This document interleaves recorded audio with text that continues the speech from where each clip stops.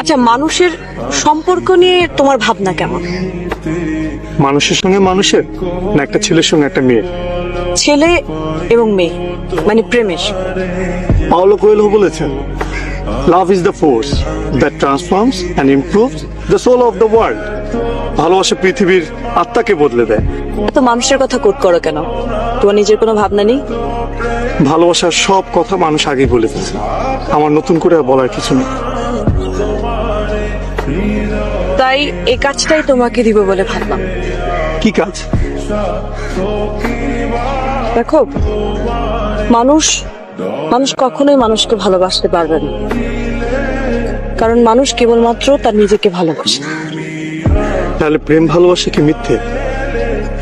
আসলে it's an art for living. মানুষ কখনোই প্রেমে পড়ে না, প্রেমের ধারণাটাকে ভালোবাসে। সেজন্যই তো প্রেম নিয়ে এত গান, এত কবিতা। সাদামাটা লৌকিক প্রেম আমাকে টানে না। প্রেম হবে ছবির মতো, কবিতার মতো অলৌকিক। পেতে ইচ্ছে করবে, কিন্তু ছুঁয়ে দেখা যাবে না। তোমার কথা বোঝার ক্ষমতা আমার নেই। তুমি সবসময় বলো না, একটা গান শোনাই পেন্টার, আপনি খুব সুন্দর। কথাগুলো খুব সাধারণ, কিন্তু আমার ভালো লাগে। তোমার প্রকাশভঙ্গির কারণেই ভালো লাগে।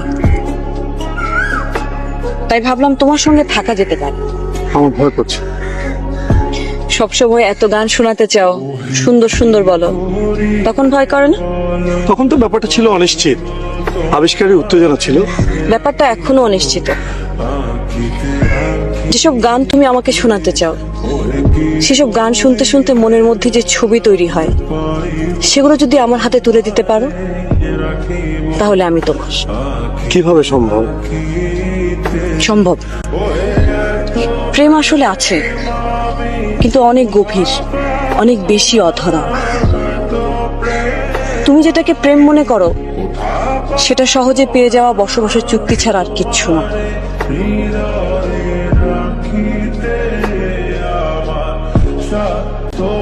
বিতস্তা, আমি কি তোমাকে ভালোবাসি বলতে পারি? বলতে ইচ্ছে করলে বলো। তোমার সাথে কি আমার প্রেম? তোমার ভাবতে ভালো লাগলে ভাবো। আমার চাই গানের ছবি। আবার দেখা হবে। হবে তো।